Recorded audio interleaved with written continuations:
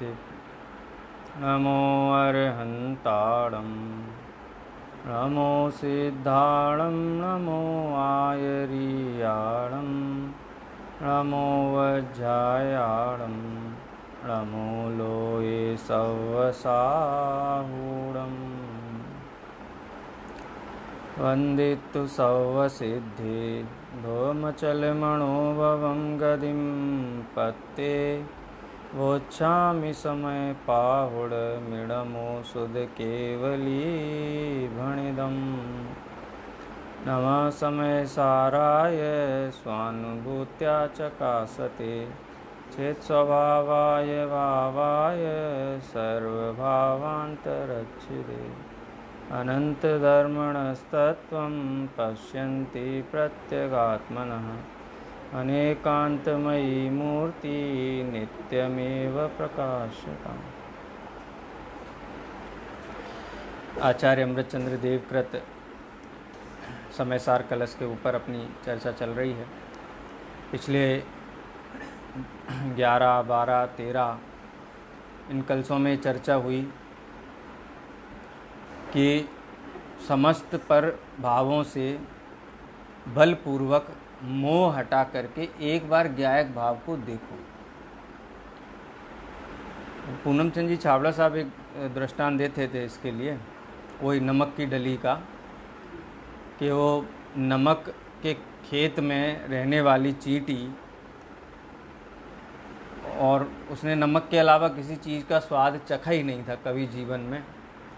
ऐसे ही संसारी जीव ने कभी अपने जीवन में अतीन्द्रिय आनंद का स्वाद चखा नहीं।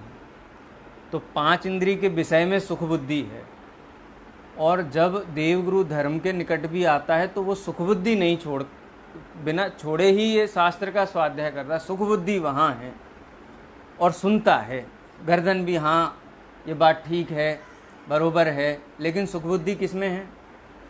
सुख बुद्धि 5 इंद्रिय के विषयों में है। तो वही बात यहाँ पर आचार्य कह रहे हैं कि एक बार उस चींटी के पास में एक हलवाई की दुकान में रहने वाली उसकी मित्र चींटी गई, और उसको वहाँ गई तो उसको आओ भगत किया, उसके लिए बढ़िया पकवान परोसे गए। किसके लिए? जो हलवाई की दुकान पे रहती थी। उसने एक फौर चखा और थूक दिया। बोले क्या है? बोलते ये तो सबसे उत्कृष्ट स्वाद यही है। तो बोलते ये स्वाद है, ये कैसा स्वाद है ये? ये तो खारा खारा है, इसको मुंह में खा करके पूरा मुंह मेरा खारा हो गया। तो उसने कहा कि यही स्वाद हमने चखा है, इससे उत्कृष्ट कोई स्वाद होता ही नहीं। तो बोले मेरे साथ चलो, मैं तुमको असली स्वाद किसे कहते हैं वो टेस्ट करवाती हूँ। तो उसके साथ आई हलवाई की दुकान पे, लेकिन वो है ना थोड़ा इनसिक्योरिटी रहती है, तो भाई पोटली बांध लें यहाँ से। हाँ, बॉम्बे से अहमदाबाद जाते हैं तब ना, रात का सफ़र है गुजरात मेल का, पर नाश्ता पूरा पैक होके आता है, खाना कुछ नहीं है रास्ते में, तो भी पैकिंग होके आता है ना। उसने भी पैक कर लिया पूरा, बोले चलो, और उसके साथ गई और मुंह में एक बड़ा सा नमक का डेला रख लिया। और वहाँ गई हलवाई की दुकान पे, तो उसको बढ़िया सुस्वादु मिष्ठान परोसे गए। उसने खाया, बोले इसमें क्या है, इसमें क्या है, ये तो वैसा ही स्वाद है, इसमें अलग स्वाद क्या है? तो ऐसे ही अज्ञानी मिथ्या दृष्टि जीव की मोक्ष तत्व के संबंध में यही कल्पना है। वो ये विचार करता है कि जैसे 5 इंद्रिय के विषयों की एकदम उपलब्धता है ना, जिसको भी सपने दिखाए जाते हैं स्वर्ग के, बैकुंठ के और जन्नत के, क्या कहते हैं, वहाँ पे सब मिलेगा, जो तुमको चाहिए सब मिलेगा। तुमको खेती नहीं करनी पड़ेगी, तुमको अच्छे से अच्छी चीज़ कल्प वृक्ष के पास रख के खड़े हो जाओ, 10 प्रकार के कल्प वृक्ष, जो मांगोगे वो मिलेगा। तो यही विचार करता है कि जो अनादिकाल से 5 इंद्रिय के विषयों का सेवन किया है, उसी जाति का कुछ ऐसा मिलेगा जिसमें कोई बाधा नहीं होगी। आचार्य कहते कितने भी विषयों की सप्लाई मिले, सपरम बाधा सहितम दुख कारणम एव, कि पर हैं, 5 इंद्रिय के विषय पर हैं, बाधा सहित हैं, और दुख हैं, और दुख के कारण, उनकी कल्पना मात्र भी दुख का कारण है। लेकिन जीव ये सोचता है, शास्त्र स्वाध्याय करते हुए भी, सच्चे देव शास्त्र गुरु के निकट खड़े होकर के भी, कि यही 5 इंद्रिय के विषयों की जाति का कोई सुख इनके पास है और वही हमको इनसे मिलेगा। तो सुख बुद्धि तो पर में ही रही, और पर में सुख बुद्धि होने से जो चैतन्य आत्मा का जो आनंद है, स्वाद है, उस स्वाद की उपलब्धि उसको नहीं हो पाती है। अब ये समझ लीजिए 14वें नंबर के कलश में उसी चर्चा को आचार्य भगवान यहाँ प्रस्तुत करते हैं कि जो आत्मा है ना, आत्मा कैसा है कि आत्मा सुख, ज्ञान, स्वाधीनता, इसका अखंड पिंड है, इसके अतिरिक्त आत्मा में कुछ नहीं है। इसी को यहाँ नमक के दृष्टांत से समझाया। जैसे नमक की डली है तो नमक की डली में क्या क्या है, उसको नीचे वाले कोने से चखो तो, ऊपर वाले कोने से चखो तो, दाएं से चखो तो, बाएं से चखो तो नमक में क्या स्वाद आएगा। ऐसे ही जो आत्मा है, उस आत्मा में सर्वांग में आनंद आनंद आनंद, ज्ञान ज्ञान ज्ञान, इसके अतिरिक्त कुछ भी नहीं है। यही 14वें नंबर के कलश में आएगा। एक बार कलश का पाठ करते हैं। अखंडित मनाकुलम ज्वलंदनंत मंतर्बहि महापरममस्तु न सहजमुद्विलासं सदा चिदुच्छलन्न निर्भरं सकलकालमालम्बते यदेकर समुल्लसल्लवर्णखिल्ललीलायितं। पृथ्वी छंद है। पृथ्वी छंद बहुत कम प्रयोग होते हैं इन छंदों के, इसलिए जो राग है वो राग भी बहुत कठिन हो जाती है। लेकिन बहुत गंभीरता जैसे इस छंद में है ना, वैसे ही इसके विषय में भी बहुत गंभीरता है। आचार्य क्या कहते हैं, परमम मह नः अस्तु। परमम दूसरी लाइन का है ना, मह परमम अस्तु नः। नः माने हमें, परमम माने सर्वोत्कृष्ट, मह माने ज्योति, प्रकाश। किसका प्रकाश? अपने ज्ञान का प्रकाश। नः अस्तु माने हमें प्राप्त हो। जिस चैतन्य के प्रकाश से पूरा जगत आलोकित है, ऐसा चैतन्य का प्रकाश हमें भी प्राप्त हो, जैसा अनंत और सिद्धों को प्राप्त है। तो मह परमम अस्तु नः, कैसा है वह प्रकाश? अब उस प्रकाश के विशेषणों की चर्चा पूरे छंद में की गई है। यत माने वह प्रकाश कैसा है? सकल कालम चिद उच्छलनम निर्भरम, कि जो सकल काल माने चैतन्य, इसको अपन इस भाषा में भी कह सकते हैं कि आत्मा में ज्ञान का परिणमन कब कब होता है, ज्ञान की पर्याय कब कब होती है, जानपना कब कब होता है, सुबह में, शाम को, दोपहर में, मनुष्य गति में, त्रियंच गति में, देव गति में, कौन सी अवस्था में जीव को जानपना होता है। हम 24 घंटे में जानने के लिए क्या उद्यम करते हैं कि जिससे कि हमारा जानपना रुके नहीं। तो कहते हैं आचार्य, यत सकल कालम चिद उच्छलनम निर्भरम, कि आत्मा का जो चैतन्य का प्रकाश है, ज्ञान का परिणमन है, वो परिपूर्ण है और सदा काल होता रहता है। क्या क्या शब्द का प्रयोग किया? उच्छलनम निर्भरम। उच्छलन माने पर्याय, उछलती हैं। जैसे समुद्र में लहरें उछलती हैं ना, ऐसे ही आत्म वस्तु में ज्ञान पर्याय निरंतर उछलती रहती हैं, उससे निर्भरम, भरा हुआ है। आत्मा ज्ञान पर्यायों से परिपूर्ण है। अनादिकाल से एक समय ऐसा नहीं गया कि जीव को ज्ञान ना हुआ। वर्तमान में भी ज्ञान का परिणमन है और भविष्य में भी ऐसा कभी समय नहीं आएगा कि जीव में जानना देखना पना नहीं। अब इसके सामने अपन उन भावों को रखें जिन भावों में ये सुख मानता है। क्रोध का भाव, मान का भाव, मायाचार का भाव, लोभ का भाव, रति का भाव, अरति का भाव, शोक, भय, जुगुप्सा, स्त्री वेद, पुरुष वेद, नपुंसक, ये जितने विकारी भाव हैं, एक तरफ ज्ञान का भाव है और एक तरफ ये सारे विकारी भाव हैं। इन दोनों की आयु देख लो, निरंतरता देख लो। तो इधर देखो तो क्रोध है तो दूसरी का साय नहीं है, रति है तो अरति नहीं है, अरति है तो रति नहीं है। माने एक समय में एक पर्याय दिखाई देती है और उनकी निरंतरता नहीं है। और इधर ज्ञान पर्याय कैसी है? निरंतर है। उच्छलनम निर्भरम, आत्मा ऐसी अनंत ज्ञान पर्यायों से, परिणमन से परिपूर्ण है। कब? सकल कालम। सकल काल माने काल कितने हो गए? भूतकाल में भी आत्मा चैतन्यवान था, वर्तमान में भी चैतन्यवान है, और भविष्य में भी आत्मा चैतन्यवान ही रहेगा। तो सदा कालम उच्छलनम निर्भरम। और कैसा है, किस प्रकार, उसका दृष्टांत दिया। उल्लसत लवण खिल्य लीलायतम, जैसे नमक की डली में किसकी लीला है, लीला माने किसका चमत्कार है, किसका नृत्य चलता है बड़े अलंकारिक शब्दों का प्रयोग आचार्य करते हैं। उल्लसत लवण खिल्ल लीलायतम, अखिल नमक की डली में एकमात्र क्षार रस की ही लीला है। ऐसे ही आत्मा में किसकी लीला है, ज्ञायक भाव की लीला। भूतकाल में नमक कैसा था, खारा था, वर्तमान में कैसा है, खारा है, और भविष्य में भी नमक कैसा रहेगा, खारा ही रहेगा। सदा काल वो खारा ही रहता है। अच्छा, किस कोने से देखा जाए तो खारा नहीं, कि सभी कोनों से खारा ही खारा है। आत्मा असंख्यात प्रदेशों में कैसा है, ज्ञान ज्ञायक स्वभाव है।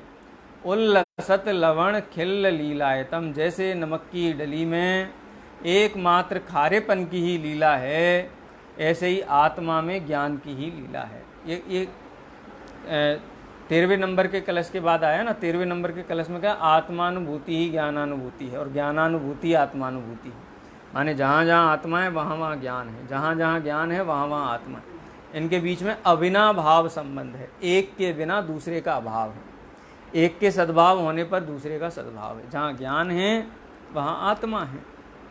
तो आत्मा कहाँ है, कि असंख्यात प्रदेशों में है, और ज्ञान कहाँ है, वो भी असंख्यात प्रदेशों में। तो जैसे नमक की डली एक क्षार रस की लीला का आलम्बन करती है, उसी प्रकार जो ज्ञान का तेज है, एक रसम आलम्बते, जो आत्मा है ना, वो भी एकमात्र ज्ञान के रस का ही आलम्बन लेता है। देखो, आत्मा में है तो अनंत गुण, ज्ञान को क्यों मुख्य किया, ज्ञान की ही चर्चा क्यों करते हैं। जैसे हमको नींबू की याद कब आती है, जब कोई चीज़ खट्टी करनी है ना। तो जैसे नींबू की प्रसिद्धि खट्टेपन से है, ऐसे ही आत्मा की प्रसिद्धि ज्ञान गुण से है, अस्तित्व से नहीं है, वस्तुत्व से नहीं। उसका स्वरूप तो है, विशेषताएं तो हैं, लेकिन प्रसिद्धि ज्ञान से है। उसको याद कब किया जाएगा, जब जैसे नमक को खारेपन के लिए स्मरण किया जाता है, हाँ, नींबू को खट्टेपन के लक्ष्य से याद किया जाता है, ऐसे ही आत्मा का जो ज्ञान लक्षण है वो उसका अविनाभावी है, प्रकट है, प्रसिद्ध है। इसलिए ज्ञान की ओर से चर्चा की जाती है। एकम रसम आलम्बते, संपूर्ण आत्मा एक ज्ञान रस रूप ही परिणमन करता है। स्वाद लो आत्मा का, आत्मा कैसा है, ये जो जानने देखने का व्यापार करने वाला है ना, यही आत्मा है। तो जहाँ ज्ञायक दिखाई दे, समझो वहाँ आत्मा दिखाई दे रहा है। वो ज्ञायक के अतिरिक्त आत्मा कुछ भी नहीं है। ये ज्ञायक भाव अनादि निधन है, सदा काल उल्लसित होने वाला है, और ऐसे ज्ञायक की पर्यायें हैं, ऐसे ज्ञान की पर्यायें इस ज्ञायक में परिपूर्ण हैं। निर्भरम उच्छलनम निर्भरम, ये परिणमन उसमें भरा हुआ है। अच्छा, ये ज्ञान की पर्याय कभी खंडित होती है किसी पदार्थ में, तो कैसी, क्या विशेषण दिया, अखंडितम। जैसे ज्ञेयों के, जैसे ज्ञान में हाथी आ गया तो ज्ञान भारी हो गया, अब ज्ञान कहेगा अब और कुछ नहीं जान सकता मैं। अब हाथी को जाना ना, तो अब और कुछ नहीं जान सकता। ज्ञान पे बोलते नहीं, ऐसा नहीं, अखंडित है। कुछ भी ज्ञेय आते रहें, ज्ञेयों के कारण ज्ञान में खंड नहीं पड़ता है, बाधा नहीं होती है।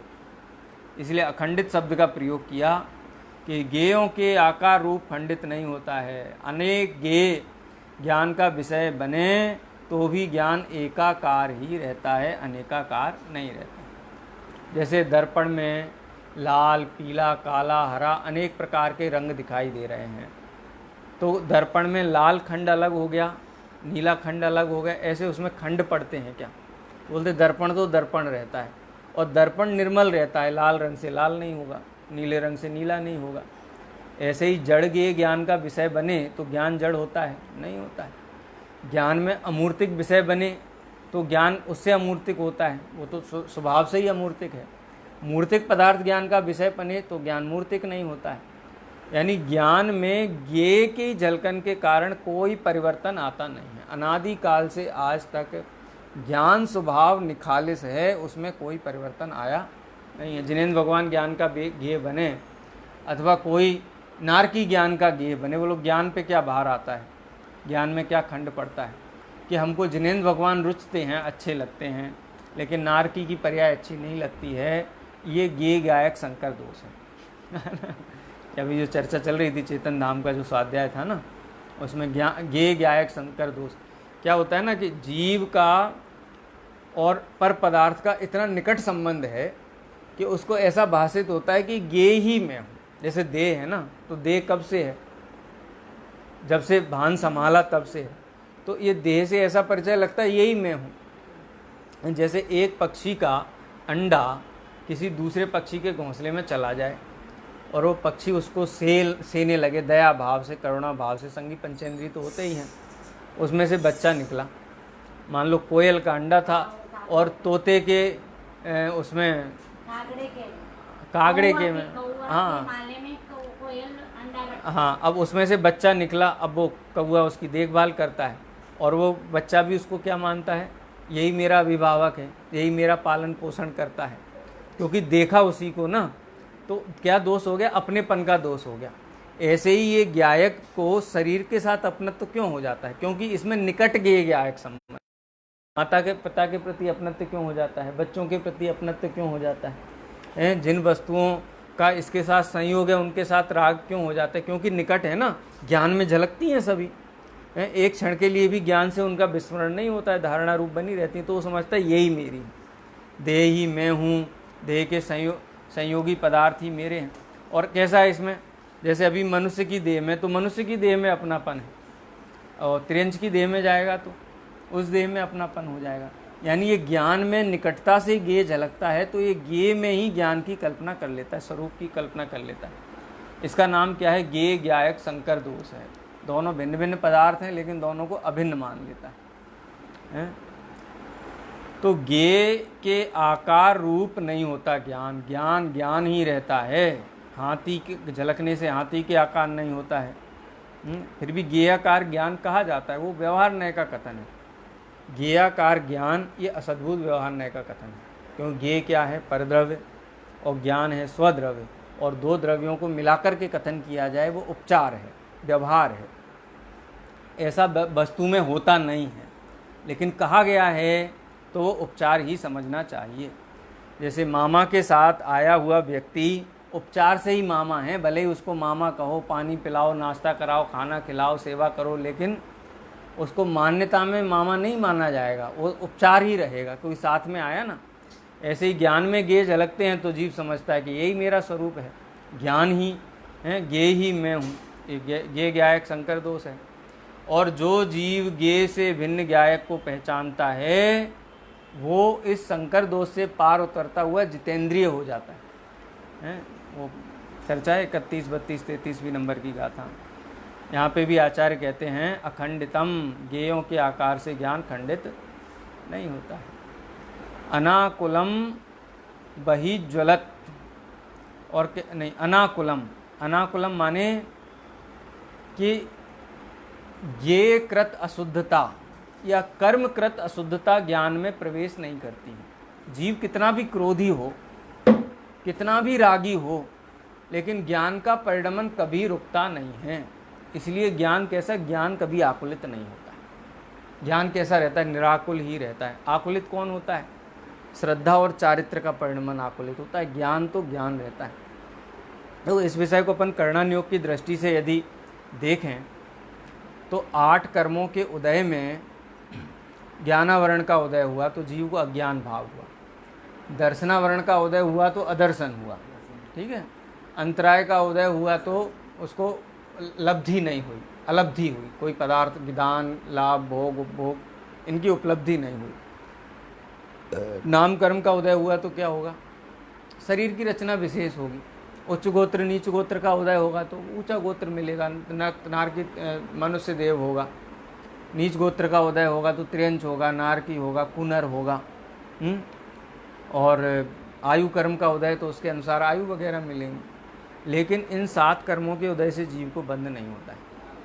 माने इन 7 कर्मों को जीव के बंध के जो भाव हैं उनमें निमित्त नहीं कहा गया। बंध में निमित्त मोहनी कर्म का उदय है। इसका मतलब ये हुआ कि जीव कम जाने या ज़्यादा जाने, उससे जीव को बंध नहीं होता। यदि ज़्यादा जानने से जीव निर्बंध होता तो 11 अंग 9 पूर्व के पाठी जो जीव हैं, जो मिथ्या दृष्टि जीव हैं, वो जीव निर्बंध होते। और शिवभूति मुनि जो जिनको कहते बहुत अल्प ज्ञान था, नमोकार मंत्र भी अगर बोलो तो बड़ा है, बहुत अल्प क्षयोपम ज्ञान उनका था, तो भी केवल ज्ञान प्रकट कर लिया। यानी ज्ञान अधिक हो उससे निराकुलता नहीं होगी, ज्ञान कम हो उससे आकुलता नहीं होगी। ज्ञान का काम है जानने का, उसमें आकुलता व्याकुलता का कोई काम नहीं है। अब आकुलता व्याकुलता कहाँ बची? दर्शन मोह और चारित्र मोह के कारण होने वाले जीव के जो भाव्य हैं, मोह राग द्वेष के परिणाम हैं, वो बंध के कारण है। इसीलिए तत्वार सूत्र में सूत्र आता है ना, मोह क्षयाच ज्ञान दर्शन वर्ण्यो क्षयाच केवलम। मोह के क्षय को अलग रखा और ज्ञान दर्शनावरण और अंतराय के क्षय को अलग रखा, क्योंकि चौथे गुण स्थान से जब जीव का मोक्ष मार्ग प्रारंभ होता है ना, तो 12वें गुण स्थान तक ज्ञान के परिणमन पे फर्क नहीं पड़ता है, पूर्ण ज्ञान ही नहीं होता है। दर्शन में भी केवल दर्शन नहीं होता उसको, अंतराय में भी जो उसका बल है वो प्रकट नहीं होता है, लेकिन मोह का निरंतर अभाव होता जाता है और जीव सुखी होता जाता है। इसीलिए आचार्य ने यहाँ ज्ञान के साथ एक विशेषण का प्रयोग किया है, अनाकुलम। जानना आकुलता का कारण नहीं है। यदि जानने से आकुलता किसी को होती है तो समझना चाहिए मोह का तीव्र उदय है, ज्ञान का दोष नहीं। ज्ञान में कचरे का ढेर आ जाए और ज्ञान में बढ़िया उद्यान आ जाए तो ज्ञान को क्या फर्क पड़ेगा? ज्ञान तो जानने का काम करेगा, लेकिन मोह क्या करेगा उसमें? एक में अनिष्ट बुद्धि करेगा और एक में इष्ट बुद्धि करेगा। अनिष्ट बुद्धि करेगा वहाँ भी आकुलता, और इष्ट बुद्धि करेगा वहाँ भी आकुलता, दोनों आकुलतामय है। मुनि भगवंत कैसे हैं?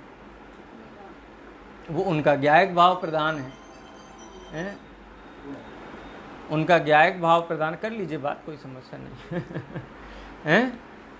ज्ञायक भाव प्रधान है किसका? मुनि भगवंतों का है। मणि महल मसान कंचन कांच निंदन थुतिकरण अर्घावतारण असी प्रहारन में सदा समता धरण। क्या है? उनका ज्ञान, ज्ञान का देखो, महल आया और शमशान आया ज्ञान में, तो शमशान के प्रति अनिष्ट बुद्धि है और महल के प्रति कितना सुंदर महल है देख करके प्रसन्न हो जाए। लेकिन मुनि भगवंत ज्ञान रूप ज्ञायक होकर के परिणमित होते हैं, तो उनके ज्ञान का विषय बनने पे उनको आकुलता होती है कि नहीं होती? अपने को अंबानी का घर दिख जाए तो ऐसा लगता है कितना बढ़िया घर है, ऐसा घर अपने पास भी हो तो कितना अच्छा हो। और मुनि भगवान उनको इष्ट अनिष्ट बुद्धि नहीं होती है उसमें। क्यों? क्योंकि जानना आकुलता का कारण नहीं है, आकुलता का कारण मोह है। इसलिए ज्ञान के साथ अनाकुल लक्षण लिया। सामने हीरा पड़ा हो कि कांच का टुकड़ा पड़ा हो, दोनों ही गेय हैं, दोनों ही उनके लिए गेय हैं। इसलिए जिनेंद्र भगवान वीतरागी मुनि भगवंतों को ज्ञान का विषय कुछ भी बनता रहे, तीर्थ अनंत भव झलकते हैं, उन भवों में उनके पूर्व के माता पिता हैं, अनंत संबंधी हैं, कोई 1 इंद्री में है, कोई 2 इंद्री में है, कोई 4 इंद्री में है, कोई संगी हैं असंगी हैं। तो जो राजा है उसको देख करके तो प्रसन्नता होनी चाहिए केवली भगवान को, और जो जीवहीन है 1 इंद्रिय 2 इंद्रिय आदि पर्याय में पड़े हुए उन्हें देख करके उनको आकुलता होनी। कौन? संबंधी है ना, माता पिता हैं, पुत्र हैं। लेकिन जिनेंद्र भगवान को ऐसा नहीं होता है। यानी केवल ज्ञान होने पर भी, सब कुछ ज्ञान में झलकने पर भी आकुलता नहीं होती। और ऐसा निराकुल ज्ञान का परिणाम, ज्ञान तो निराकुल है लेकिन उसके साथ जो मोह राग द्वेष जुड़े हुए हैं ना, उनके अभाव का अभ्यास इसी अवस्था में करना पड़ेगा। हम ये सोचें कि जब केवल ज्ञान होगा उसके बाद हमको पर पदार्थ में इष्ट अनिष्ट बुद्धि, उनसे होने वाली आकुलता छूटेगी, ऐसी बात है। ये तो केवल ज्ञान के पूर्व में मुनि भगवंतों के ऊपर कितने उपसर्ग होते हैं, क्योंकि आगे असाता कर्म के उदय के स्थान नहीं है। तो जितना पड़ा हुआ सत्ता में असाता कर्म सबकी उदीर्णा होती है। पत्थर बरसते हैं, लोग उपसर्ग करते हैं, लोगों में द्वेष बुद्धि से काम करते हैं, लेकिन वो ज्ञायक बने रहते हैं, बिल्कुल भी रंच मात्र भी आकुलता वहाँ नहीं करते हैं। क्यों? क्योंकि ज्ञान में आकुलता नाम की विशेषता होती ही नहीं है, इसीलिए ज्ञान के कारण बंध भी नहीं होता है। अल्प ज्ञान बंध का कारण नहीं है।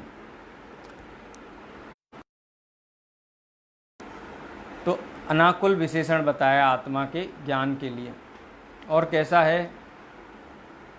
देखो कहा, जिनमें कर्मों के निमित्त से होने वाले रागादि से उत्पन्न आकुलता नहीं है, ऐसा ज्ञान का लक्षण है।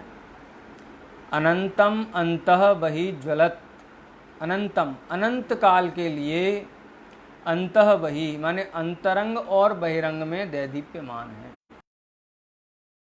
बहिरंग शब्द का यहाँ अर्थ है स्वपर प्रकाशक है ज्ञान। देखो क्या लिखा है, अनंतम अंतः बहि ज्वलत, ज्वलत माने प्रकाशित होता है, दैदीप्यमान होता है, जानता है। कौन जानता है? ज्ञान। कैसे जानता है? अविनाशी रूप से जानता है। और किसको जानता है? अंतरंग और बहिरंग को जानता है। अंतरंग का मतलब स्व का प्रकाश करता है, और बहिरंग माने पर का प्रकाश करता है। इस पर बहुत विवाद चलता है। हो गया। तो कैसा है ज्ञान? सहज है, स्वभाव से हुआ है, किसी ने बनाया नहीं। नहीं हो गया। हाँ, क्रोध जीव को किसी ना किसी परद्रव्य के लक्ष्य से होगा, यानी परद्रव्य चाहिए क्रोध करने के लिए, मान करने के लिए, माया के लिए, लोभ के लिए, नो कसाई के लिए। परिणमित होना सहज नहीं है। उसमें मेहनत का मतलब ये है कि उसको कुछ ना कुछ एक्स्ट्रा एफर्ट की आवश्यकता होती है। और ज्ञान का परिणमन कैसा है? सहज है, स्वभाव नित्य उदित रूप है, कभी भी अस्त नहीं होता है। और देखो विशेषण बताए हैं, ये हमको भाषित होते कि नहीं होते हैं। आचार्य कोई इम्प्रैक्टिकल बात नहीं कर रहे हैं कि नहीं ऐसा कैसे है, वो यही तो कर, कितना मतलब सरल बात है। और ऐसी बात है जो आबाल गोपाल सभी उस विषय को समझ करके उसकी खुद परीक्षा कर सकें। हम बैठे बैठे इस बात की परीक्षा कर सकते हैं कि ये कसाय करना सहज नहीं है, लेकिन ज्ञान सहज है। ज्ञान 24 घंटे होता है, अनादिकाल से आज तक रुका नहीं है। लेकिन क्रोध आदि अनादि निधन नहीं है, ये उत्पन्न ध्वंसी है। इसलिए ज्ञान के द्वारा स्वरूप का प्रकाश यहाँ बतलाया गया है। बहुत सुंदर कलश है ये। पूरा का पूरा कलश एक आत्मा के सहज ज्ञान स्वभाव को समर्पित है। और कैसा ज्ञान? आत्मा के प्रदेश प्रदेश में वो ज्ञान परिव्याप्त है। दृष्टांत के रूप में कहा, जैसे नमक की डली के प्रदेश प्रदेश में खारापन व्याप्त है, ऐसे ही आत्मा के प्रदेश प्रदेश में ज्ञायकपना व्याप्त है। वो इसका हिंदी अनुवाद है डॉक्टर साहब का, बहुत बढ़िया सरल। डॉक्टर साहब की ये विशेषता है कि वो जो भी लिखते हैं बहुत सरल लिखते हैं। हाँ, शब्दों का चयन बहुत सरल है। खारेपन से भरी हुई जो नमक डली है, ज्ञान भाव से भरा हुआ त्यों निज आत्म है। अंतर बाहर प्रगट तेज में सहज अनाकुल, जो अखंड चिन्मय चिदघन वह हमें प्राप्त हो। क्या कहते हैं आचार्य? कि खारेपन से भरी हुई जो नमक डली है, नमक की डली के प्रदेश प्रदेश में खारापन भरा हुआ है। नमक सबके ज्ञान का विषय है, सबका कहते हैं ना। उदाहरण कैसा होता है? दृष्टांत प्रसिद्ध होता है। अब ये नमक के लिए समझाने की ज़रूरत नहीं है। नमक का कण मात्र भी जिह्वा पे आएगा तो बिना स्वाद अननोटिस्ड नहीं जाता है, नोटिस होता ही होता है। नमक का स्वाद ऐसा होता है कि वो हमारे ज्ञान ध्यान का विषय अवश्य बनता है। इसीलिए नमक का उदाहरण लिया। क्या कहते हैं कि जैसे नमक की डली में खारापन भरा हुआ है, वैसे ही आत्मा किससे भरा हुआ है? ज्ञायक भाव से भरा हुआ है। और कैसा है ज्ञायक भाव? पर प्रकाशक है। ये मूल कलश में आचार्य अमृत चंद्र देव कहते हैं, अंतर बाहर प्रकट तेज में। वो अंतर माने स्वयं को भी प्रकाशित कर रहा है और पर को भी प्रकाशित कर रहा है। देखो ज्ञेय ज्ञान का विषय बनता है ना, ज्ञानी जीव उसमें ज्ञान देखते हैं, ज्ञान में तन्मय होते हैं। और अज्ञानी जीव क्या करता है, वो अज्ञान में तन्मय होता है। इसका एक दृष्टांत वो भी आया ना पहले कि जैसे सब्जी में नमक पड़ा हुआ है और अज्ञान माने अविवेकी व्यक्ति उस सब्जी को खाता है और एक विवेकी व्यक्ति खाता है। तो अविवेकी पुरुष उसको खाता है तो वो कहता है कि लौकी खारी है, और विवेकी जन क्या कहेगा कि लौकी में नमक बहुत पड़ गया है। दोनों में अंतर है ना। तो ऐसे ही जो अविवेकी माने अप्रतिबुद्ध अज्ञानी जीव है, वो कहता है ये के कारण मुझे सुख दुख हुआ है, ये में सुख दुख है, यही है ना। और ज्ञानी जीव क्या कहता है कि ये में सुख दुख नहीं है, सुख दुख मेरी भूल है, मैं ज्ञायक भाव रूप परिणमित नहीं हो रहा हूँ, ये भूल है। ये विवेकी और अविवेकी के बीच में अंतर है। अंतर बाहर प्रकट तेज में सहज अनाकुल। ज्ञेय की प्रसिद्धि भी वास्तव में ज्ञेय की प्रसिद्धि नहीं है, बल्कि ज्ञान के पर प्रकाशक पने की प्रसिद्धि है? तो कैसा है ज्ञान? ज्ञान की पर्याय अपनी सत्ता को स्वीकार करती हुई प्रकट होती है कि नहीं होती? ज्ञान हो रहा है तो ज्ञान की सत्ता है कि नहीं है? तो यानी ज्ञान स्वयं को जानने वाला हुआ ना, तो स्वपर प्रकाशक हुआ। और उस ज्ञान की पर्याय में क्या क्या झलकता है? अनेक वस्तुएं झलकती हैं, अनेक वस्तुएं झलकती हैं। तो वस्तु के कारण ज्ञान है कि ज्ञान ज्ञानमयी है? ज्ञान ज्ञानमयी है। लौकी के अवलंबन से नमक में खारापन है कि नमक स्वभाव से ही खारा है? स्वभाव से ही खारा है। ऐसे ही ज्ञेय के कारण ज्ञान ज्ञान रूप नहीं है, प्रकाशित नहीं है। इसलिए यहाँ पे शब्द लिया, मूल में लिया ज्वलंत अंतर अनंत अंतर बही, और उसके अनुवाद में लिया अंतर बाहर प्रकट तेज में सहज अनाकुल। जो अखंड चिन्मय चिदघन वह हमें प्राप्त हो, ऐसा चैतन्य आत्मा है तो सामने रखा हुआ, फिर भी आचार्य कहते हमें प्राप्त हो। क्योंकि उसकी पहचान नहीं है, जानता तो है लेकिन उसमें पहचान नहीं करने से अज्ञान भाव बना हुआ है। इसलिए आचार्य कहते हैं कि उसकी पहचान हो, उसका ज्ञान हो, ऐसे ज्ञायक भाव की स्वीकृति का नाम ही उसकी जान पहचान है। स्वीकृति के अलावा राग भाव है, अज्ञान भाव है। जयचंद जी पांडे राजमल जी का भावार्थ अपन एक बार देख लेते हैं संक्षेप में। तत्मह नह अस्तु, शुद्ध ज्ञान मात्र वस्तु हमें प्राप्त हो। भावार्थ इस प्रकार है कि शुद्ध स्वरूप का अनुभव उपादेय है, अन्य समस्त हेय हैं। इसलिए आचार्य यहाँ प्रेरणा देते हैं कि ऐसा ज्ञान का स्वरूप, ज्ञान स्वरूप का अनुभव हमें प्राप्त हो। कैसा है वह? मह परमम, परमम मह माने उत्कृष्ट तेजमय। उत्कृष्ट तेजमय माने जो सदा प्रकाशित ही रहता है, जिसको कोई छिपा नहीं सकता है। और कैसा है? अखंडित है। अखंडित माने परिपूर्ण है, किसी भी प्रकार से उसमें कोई भी अपूर्णता या खंडपना नहीं है। भावार्थ इस प्रकार है कि इंद्रिय ज्ञान खंडित है, सो यद्यपि वर्तमान काल में उस रूप परिणत हुआ है, तथापि स्वरूप से ज्ञान अतीन्द्रिय है।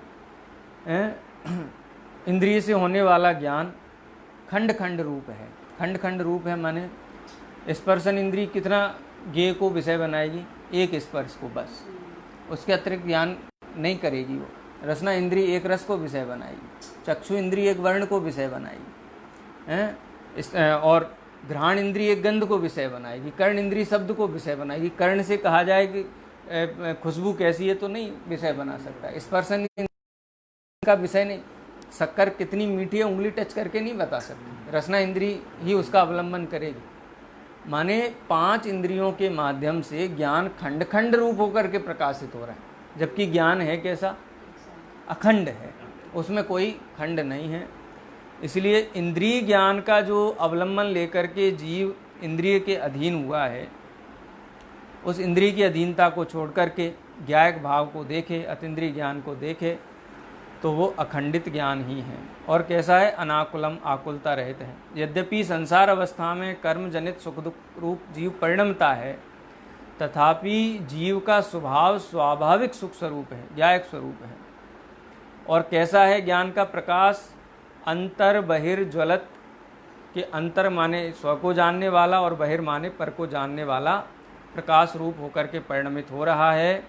भावार्थ इस प्रकार है कि जीव वस्तु असंख्यात प्रदेशी है, ज्ञान गुण सब प्रदेशों में एक समान परिणम रहा है, कोई प्रदेश में कम अधिक ज्ञान नहीं है, किसी प्रदेश में कम ज्ञान हो, किसी प्रदेश में अधिक ज्ञान हो, ऐसा नहीं है। सहज है, स्वयं सिद्ध ज्ञान है, किसी ने दिया नहीं है आत्मा को। और जो ज्ञान पुंज त्रिकाल ही चेतना स्वरूप को आधारभूत है। आत्मा आत्मा है, इसकी प्रसिद्धि के लिए आधारभूत जो गुण है वो ज्ञान ही है। ज्ञान परिणमन उससे भरितावस्थ है, भरितावस्थ है माने भरा हुआ है, परिपूर्ण है, एक रस है। जैसे नमक में एक क्षार रस है, उसी ज्ञान रस है। इस प्रकार जिस प्रकार नमक की कांकरी सर्वांग ही क्षार है, उसी प्रकार चेतन द्रव्य सर्वांग ही चेतन है। आचार्य भगवान संक्षेप में यहाँ इतना ही कहना चाहते हैं कि तुम्हें आत्मा की उपलब्धि करना है, आत्मा माने स्वयं की उपलब्धि करना है, तो ज्ञान लक्षण के अतिरिक्त उसकी उपलब्धि का अन्य कोई साधन नहीं है। अरसम रूपम गंधम अवत्तम चेदणागुण मसद्दम जान अलिंग गहड़म जीव मणिदिट्ठ संठाड़म। जितने चिन्ह हम ढूंढते हैं आत्मा के, कोई सिद्ध के समान आकार वाला आत्मा चाहता है, कोई धवल सफ़ेद स्वच्छ चाहता है। हम फोटा भी बनवा, आत्मा का कैसा फोटा बनाते हैं? वाइट कलर का। कल्पना क्या करते हैं कि वाइट कलर का आत्मा होगा। अब चूंकि फोटो में तो स्पर्श रस गंध वर्ण का ही परिणमन चलेगा, कोई ना कोई वर्ण तो रखना पड़ेगा। सफ़ेद नहीं रखोगे तो लाल रखोगे, लाल नहीं रखोगे तो हरा रखोगे, सफ़ेद लाल हरा कुछ भी रखो, लेकिन आत्मा तो वर्ण रहित ही है। वर्ण के लक्ष्य से आत्मा का अनुभव नहीं होगा, आकार के लक्ष्य से आत्मा का वर्णन नहीं होगा, शब्द के लक्ष्य से आत्मा का अनुभव नहीं होगा। लेकिन अनुभव नहीं होगा ऐसी बात नहीं, अनुभव तो होगा। किसके लक्ष्य से होगा? हो रहा है, स्वीकृति नहीं है उसकी। वो ज्ञान के लक्ष्य से होगा, ज्ञान गुण के लक्ष्य से ही होगा। इसलिए ज्ञान ही आत्मा है, आत्मा ही ज्ञान है। इस बात की सिद्धि 14वें नंबर के कलश में आचार्य ने की। जो बात 13वें नंबर के कलश में शुरू की थी, वो बात यहाँ पर सिद्ध की है युक्ति से, तर्क से, है कि ज्ञानानुभूति आत्मानुभूति है। खारापन ही नमक है और नमक ही खारापन है। ज्ञान ही आत्मा है और आत्मा ही